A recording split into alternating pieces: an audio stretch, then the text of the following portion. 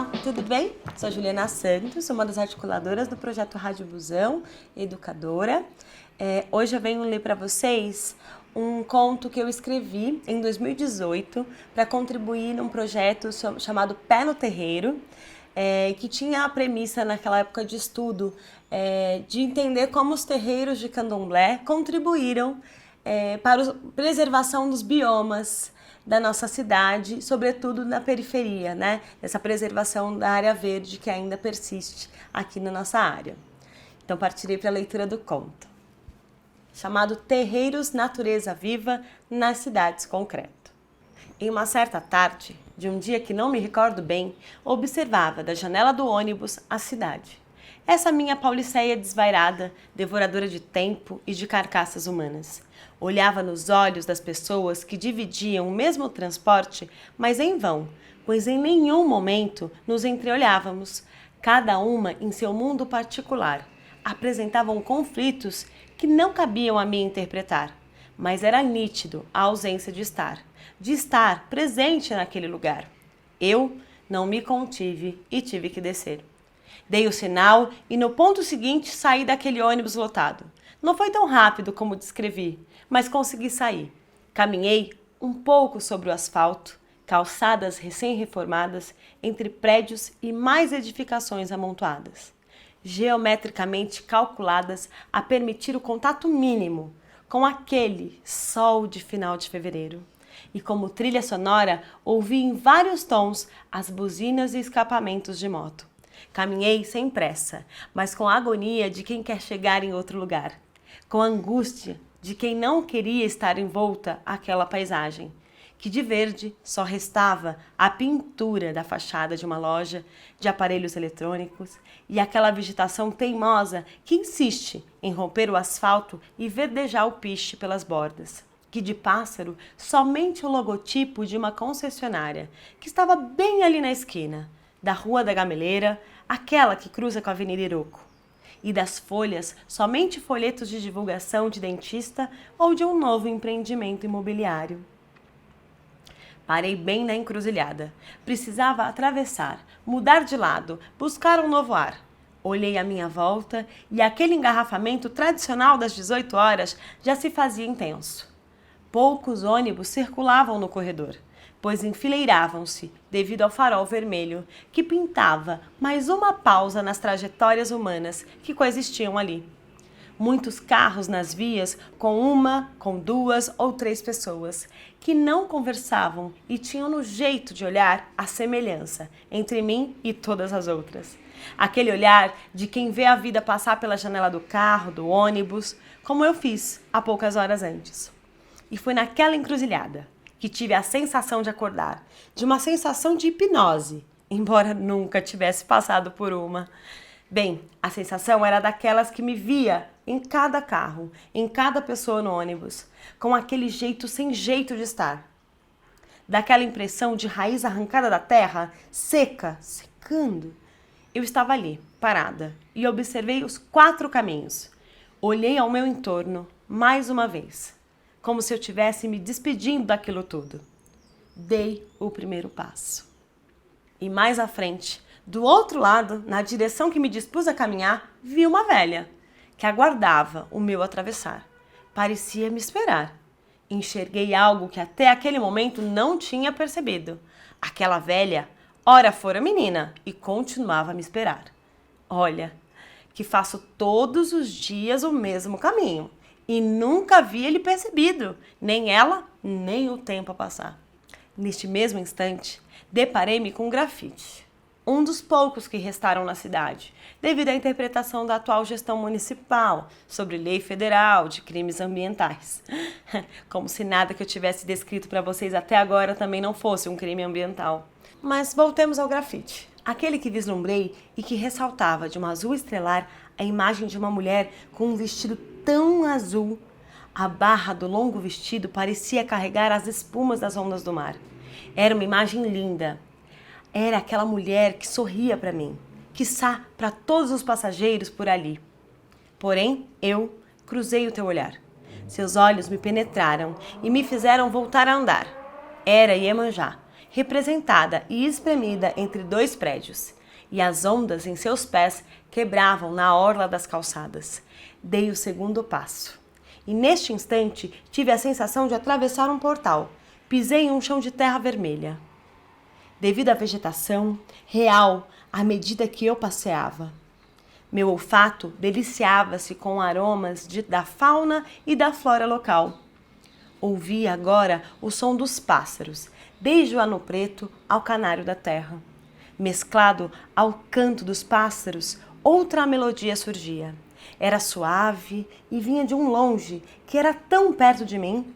Aquela canção suave não se fazia legível aos meus ouvidos, mas o meu cardíaco a traduzia, com forte acolhida. Meu corpo tinha expressão e minha face começou a sorrir de maneira que eu jamais tivera sentido. E logo fui tocada, um tato afável, e eram as mãos enlameadas daquela velha, a mesma que me observava do outro lado da rua. Ela tinha muita dificuldade para andar, e antes mesmo que eu a perguntasse por que suas mãos estavam daquele jeito, sentou-se e se pôs a manusear bonecos de barro. Eu, curiosa como criança, quis perguntar mais e mais coisas. Onde era aquele lugar? Que música era aquela? Quem era ela? A senhora, com uma face suave, expressiva, continuava a modelar a terra com tanto carinho que pareciam bebês recém-nascidos. E provavelmente seriam. Assim que concluiu, recitava um verso ao pé do ouvido de cada um.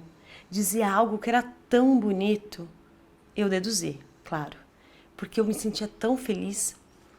As perguntas ferventavam em mim, porém eram fervores de bisbilhotice, curiosidades de revelar o mistério que se apresentava para mim, mas não conseguia transformar as dúvidas em verbo, então aguardei, esperei e observei.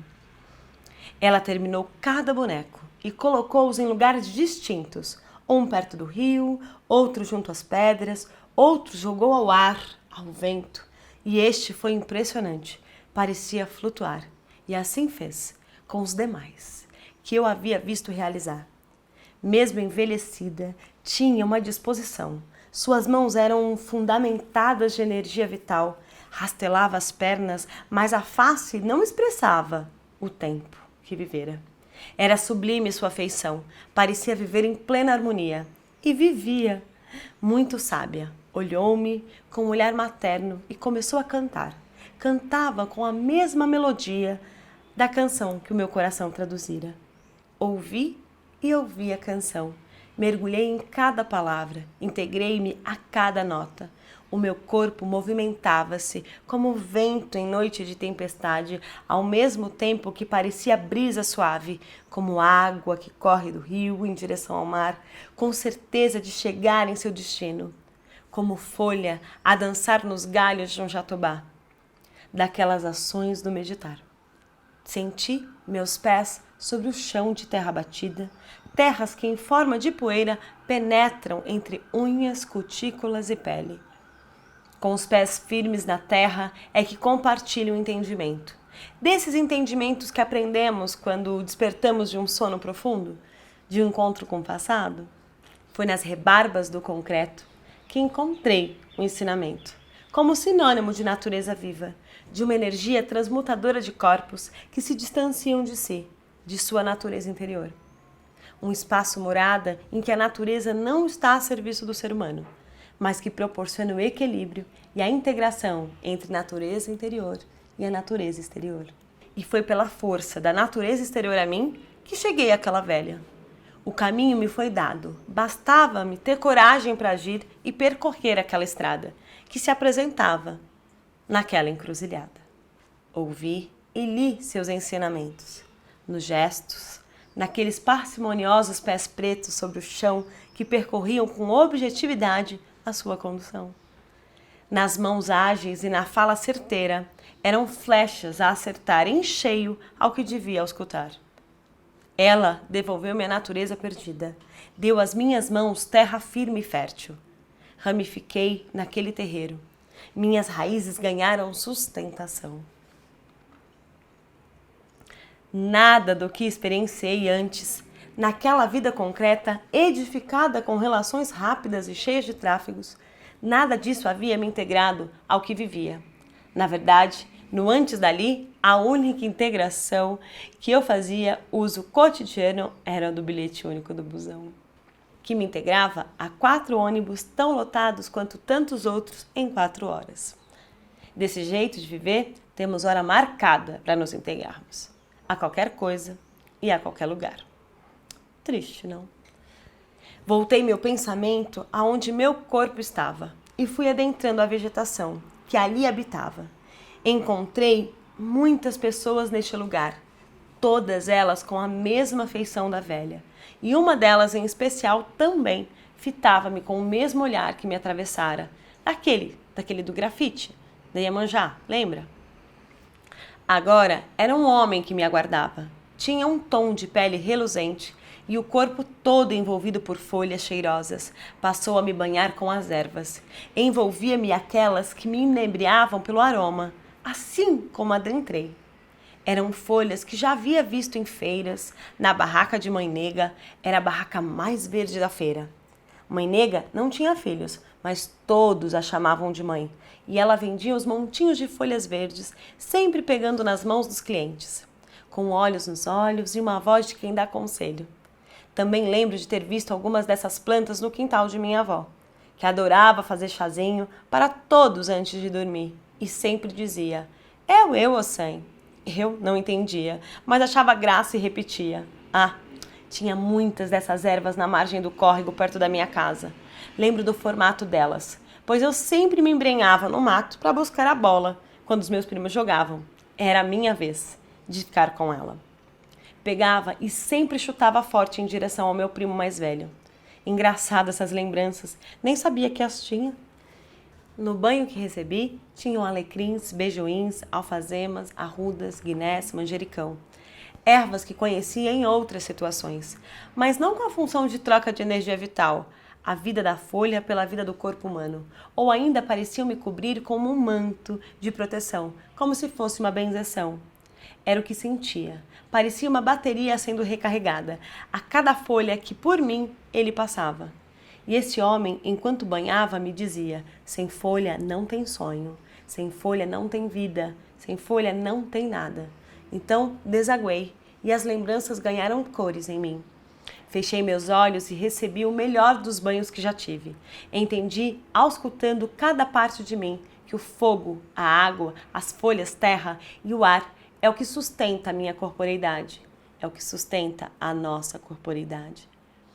Neste momento, aquela lembrança de Mãe Nega ganhou voz audível e entendi o que ela dizia a todos que em sua barraca mercavam. Era preciso cuidar do corpo, é preciso cuidar do tempo divino dos orixás e os terreiros estão aqui para lembrar.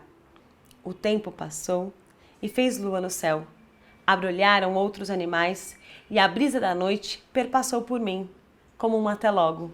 Uma mão me tocava e desta vez não era um toque afável. Ouvi uma voz grave que, se somando ao toque, me acordava. Bora, moça, bora!